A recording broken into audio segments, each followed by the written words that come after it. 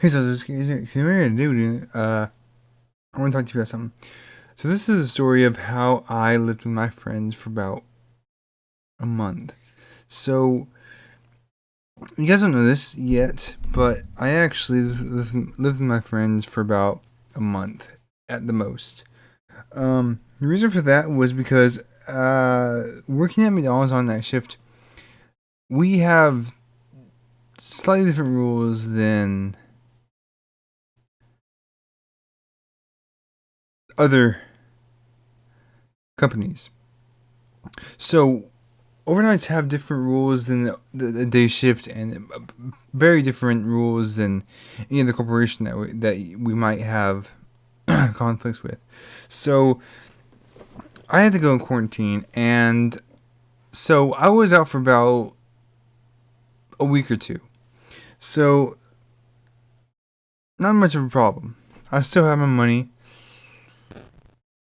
I had car insurance and payment to pay off. I had a Kia that I totaled, and I actually sold that. Well, I traded it in for a lawn trip. But anyways, what happened was I actually had someone to go to. So I told my dad that I would be going to stay with a friend for like not really, but I told my dad that I was gonna be going back to work about after 2 weeks. Not thinking about any repercussions at all. Me being my 21-year-old self, wanting to do nothing but sit at home all day and play video games downstairs. That was the least of my worries. So, going back to work was not on my mind at all. And so I just told my dad, hey, I'm going back to work. Cool. Every night, I would put on my uniform with clothes underneath it, go to my friend's house, take off my outer layer of clothing, which is my uniform, sleep in the clothes that I chose to wear to bed that night, sleep on the couch, and wake up the next morning and go home. Well, that worked out pretty well. Not even exaggerating at all. That was the best time of my life. Now, I'm going to tell you this because I care about you guys and I want you guys to know this. Candy is not food, okay? It's substance. I didn't know that because I was sheltered. So, I actually didn't want anything to happen. Wait while I chew this.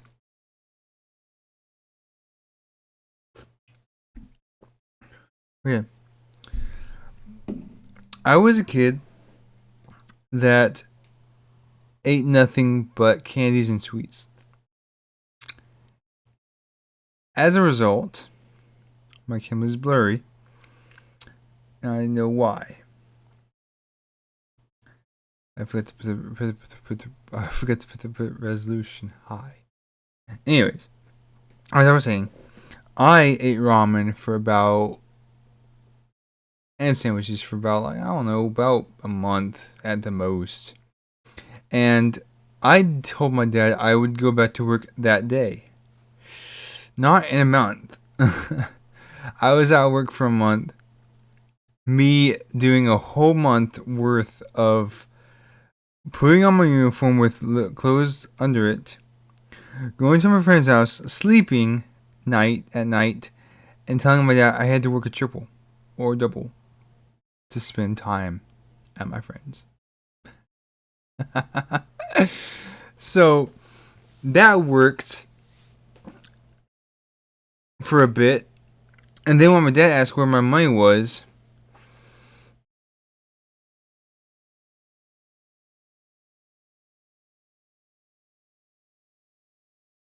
um, gas, gas does not cost that much.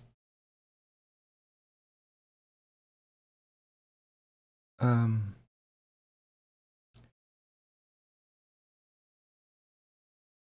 I don't know. So in the long run, I got in trouble for that, and I had to come clean. Nah, I'm just kidding. I didn't come clean at all. So I told him that my friends needed help with groceries. So I told him that I helped them shop for some stuff. That was a lie. And he asked why I spent all my money on groceries. Because I was trying to be a good Samaritan. Now, see, that's what you tell your parents when you don't want to get caught. That's not what you tell your parents when you're trying to be honest. So, I started just doing something that I didn't want to do. Lying. And trying to not be in trouble as much. I'm just sitting there thinking, oh, this is going to be fine. I don't have to do anything. Lies. But it didn't work out like that. So, I decided to do something simple I didn't want to do from the start. But life is full of mysteries, isn't it? You should know that. So, I decided to do what any person would do. Try to think of an excuse that he would think was true, but was not. I thought about this a million times and somehow got through it. So I talked to my friends about it. They said they no. Talked to my other friends. They didn't know. Talked to my friends at work that I called. They didn't know. So that left me in a rock between a rock and a hard place. So I actually had something to think about. I tried to go back to work. Well, the director of operations said I had to get a form to go back to work. Well, that's kind of hard to do. So, alright, cool. My friends also had COVID, so I had to go to the hospital, Hastings, because we didn't have anyone else there. But they were Indians, I wasn't. So they got a vaccine for free. I had to pay $10. No, that's not going to work. They got it free. I didn't because they knew I was an Indian somehow. I don't know how, but they did. So we ended up going to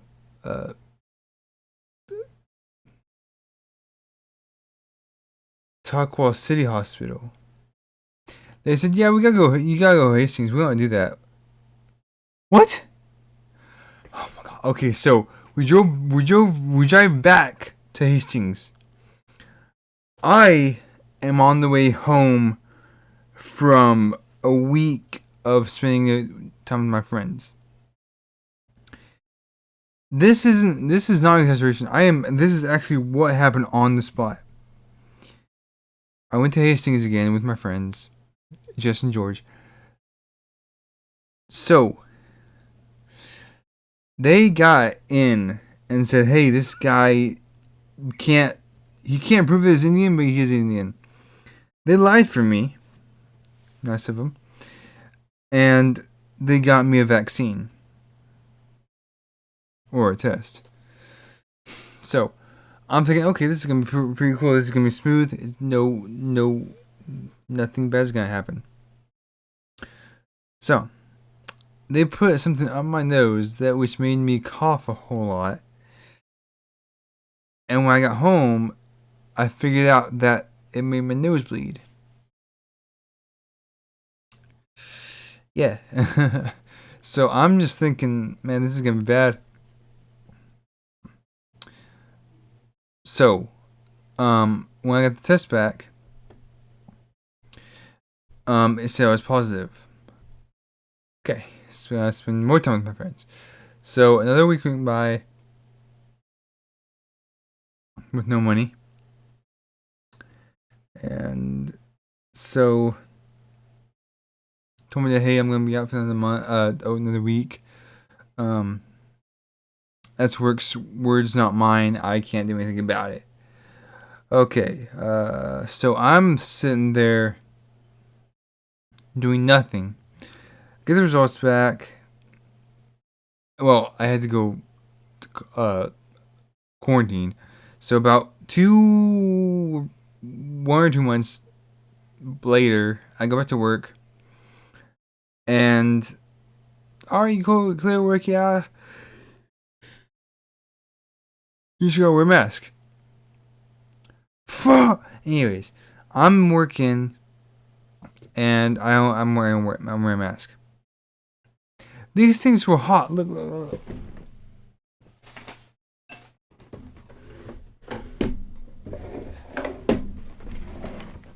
These things are hot, bro. You want to see how good they fit?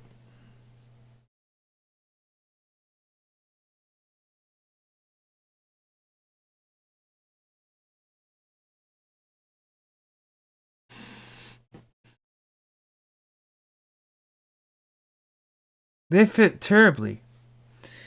You had to pull your ears back and have this strangle you from your mouth and your nose to be able to breathe.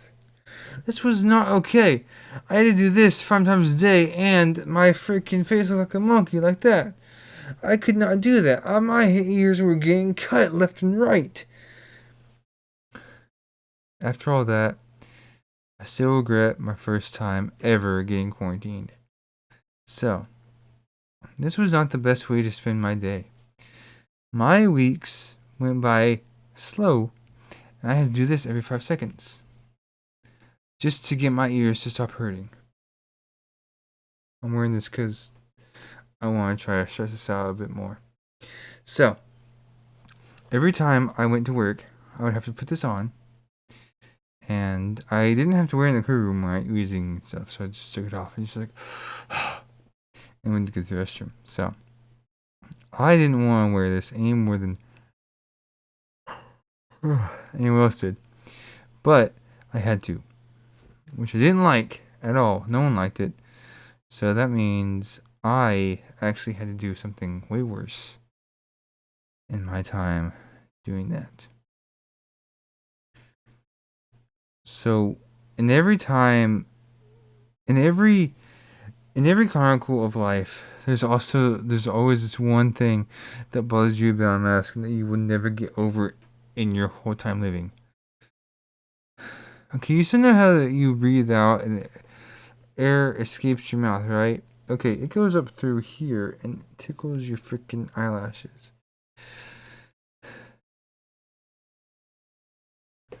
That bothers me a whole lot. So, what I ended up doing was breathing out my nose, because that goes down instead of up. So your nose is pointing down, your mouth is head up or out. Right here. So I use my nose for the most part. And that didn't go as well either, because it still goes up through here. So I had to do this the whole time.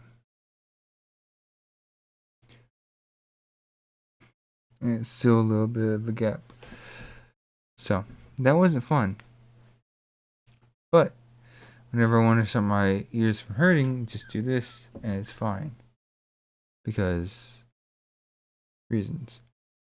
But I never liked these. These fit terribly. And what I don't like about them is that they're always so hot. You try working at the grill or back line for like 8 hours straight with almost no break, and you tell me how you think. What you think about your face being covered with a freaking mask that you cannot tell who it is, and you can't even talk properly because it muffles your voice. So no one can understand what you're saying. That made me go crazy. Cool thing is I could do like this and work.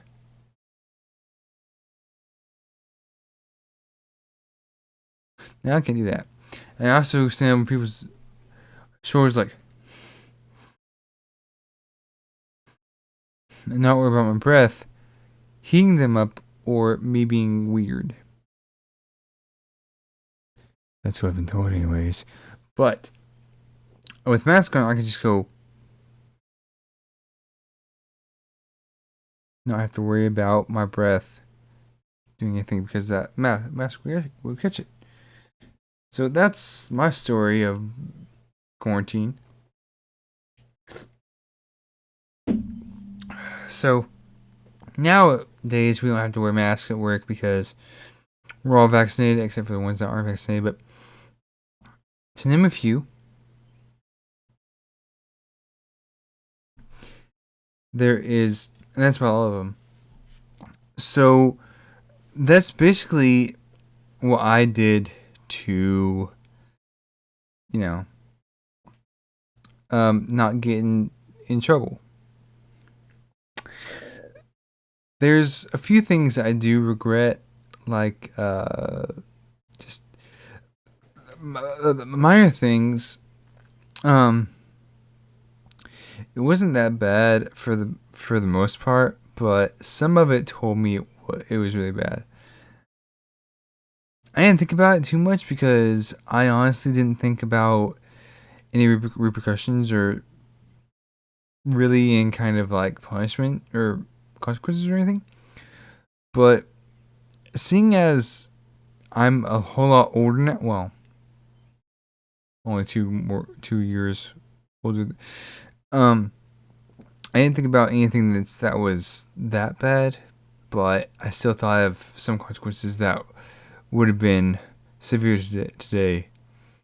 And well, let's just say that story was not the best time to be alive. I didn't like it.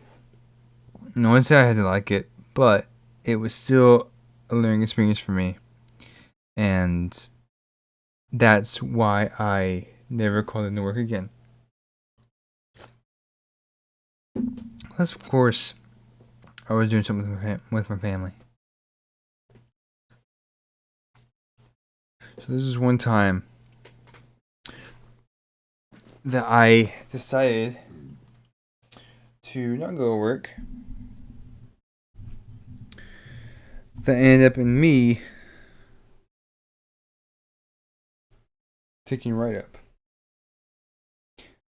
So what happened was I was sitting in my bed, just chilling, and I said I'm not gonna work overnights. I'm not going to. Like I refuse to work overnights.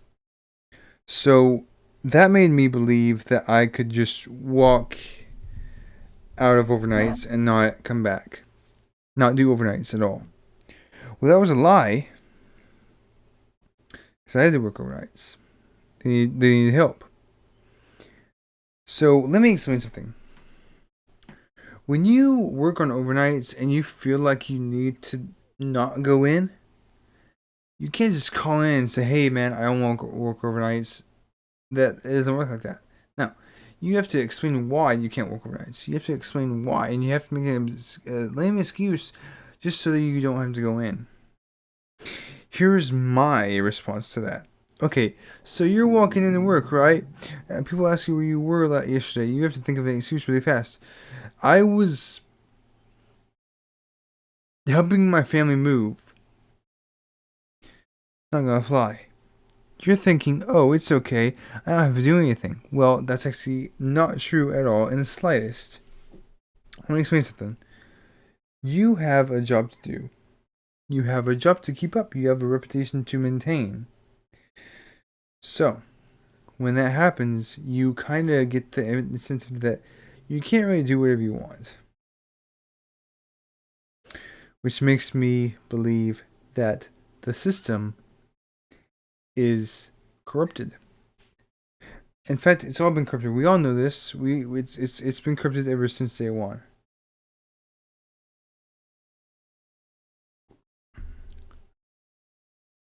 Any perks that you might have now, if you're a kid, enjoy them while it lasts. Because you will not get them later. Because society is messed up and everyone knows this.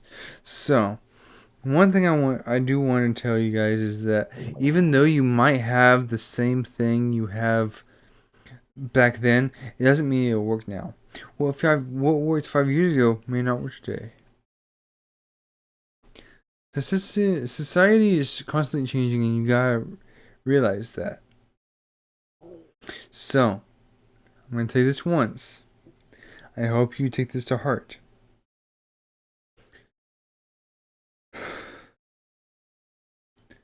Don't call into work unless you're dying, sick, or you're being killed. There's only 3 things more that I can tell you.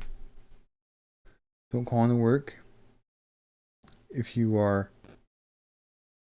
really sick. Doing something with family in advance.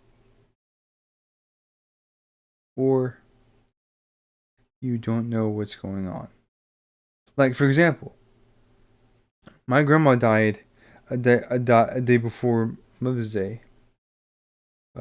So I had to tell my boss, hey,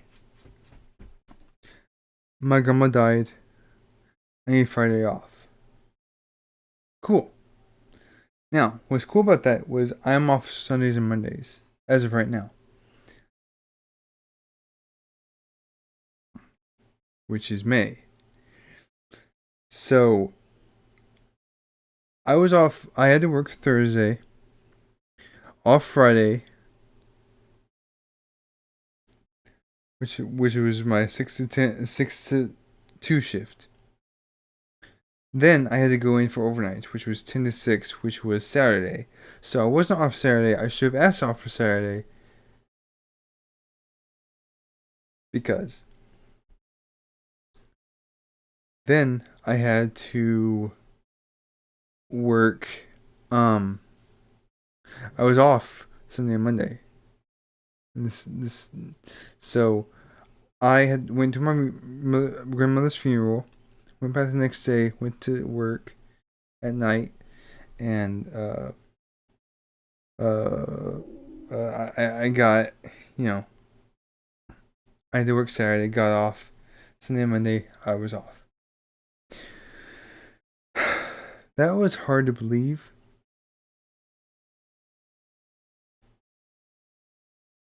Like, okay. And then, rest of that time, it was okay. That's how it went. Now, I'm going to tell you something else that I realized.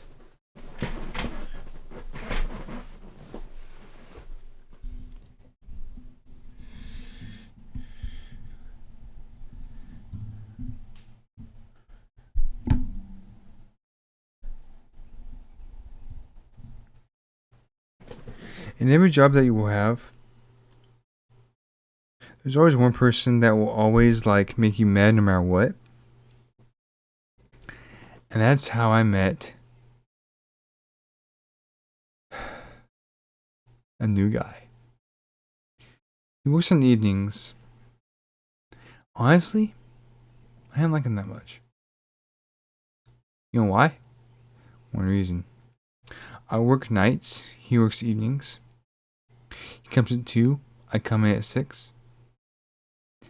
So, overnights have different rules. I'll explain this in a second. We are so different in rules that evenings do not know what we do. They think about themselves instead of others. They think all they gotta do is just go through the motions and go home. No. It's stupid. You're stupid. Not you viewers. No, not you. Miners that work at McDonald's are stupid. All they do is go through the motions, get paid, go home. And Jody knows this. Jody has fired more people that I can count because of how stupid they are and being incompetent to work at McDonald's. Let me explain what happens. Minors at McDonald's, 14 to 18, have to leave at 10. Have to leave at 10. Which means I get sad when I have to work nights.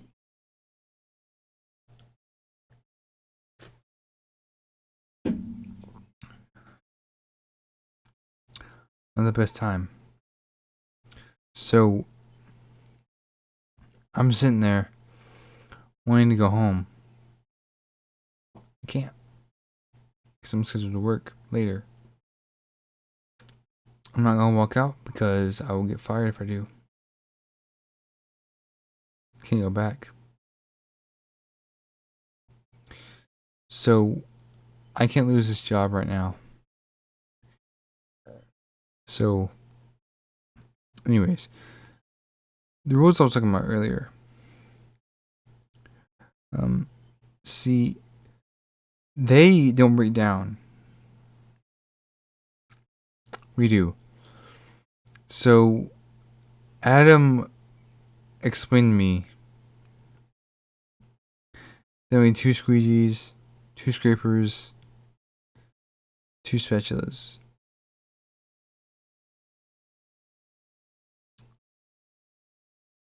What? I'm sorry. Who's been working here longer? Me or you? Me. I know everything. Shut up.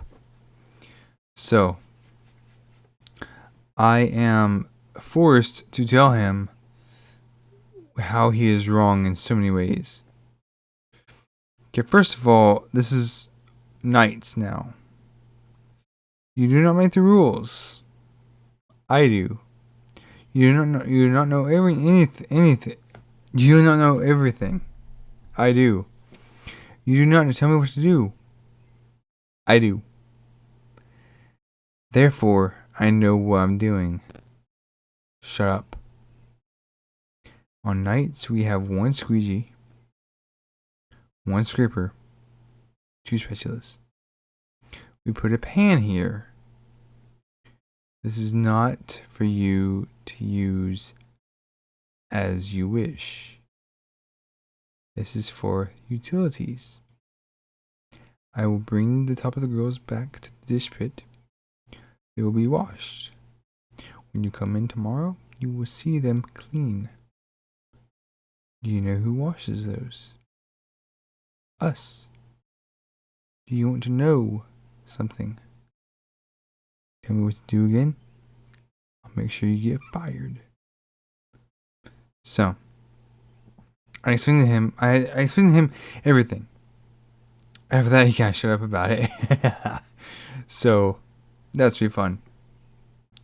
So I told him everything. I told him the way I used to work, the way I still do work, and that made it a bit more admirable. Plus, if I was him, I would say, okay, what do you want me to do? I want you to take all this back to the dish pit. When I say to the dish pit, and we're gonna break down the cab. Come on.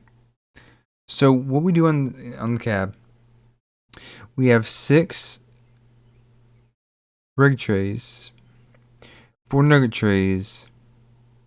No, sorry.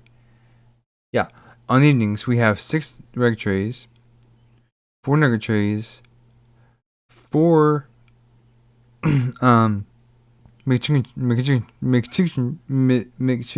trays, 2 hot and spicy trays, 3 crispy trays, 2 fish trays, 2 hot and spicy, 2 spicy nugget trays.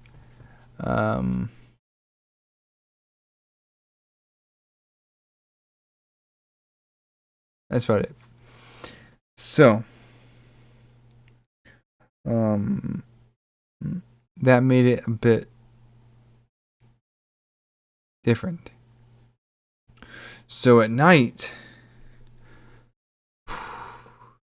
we have 3 nugget trays, 1 McChicken tray, which is one of the big nugget trays,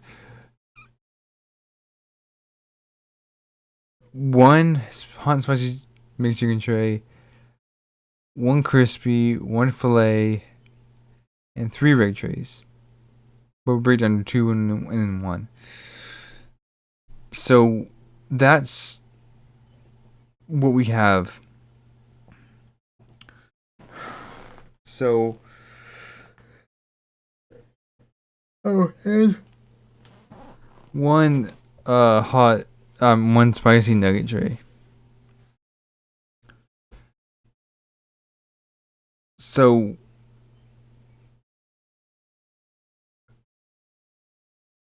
we have different rules in every aspect. That means we have more jurisdiction over shifts than they think we do. Not a bad thing, but it is very different from any other shift that we have. Most people think of us as being pushovers. People don't know what we actually do. Well, that's a common misconception. For your information, we have more than what you have. We have people that are willing to work. We have people that are willing to put their life on the line for this restaurant. We have people that are willing to put their lives on the line for everything you don't stand for.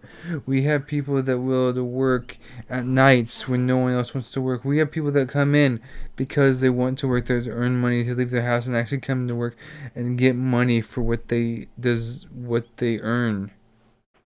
They earn money for a lot of things, and what do? We give them money because they deserve it, because they help us when we need it.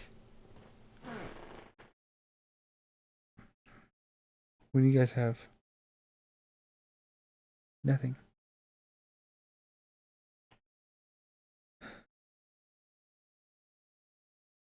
We have people that want to work. We have the people that want to come and help us when we need it the most.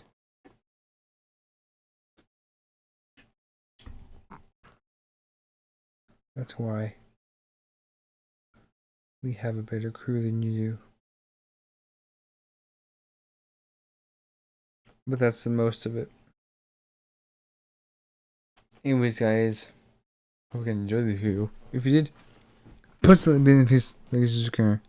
And as always, peace.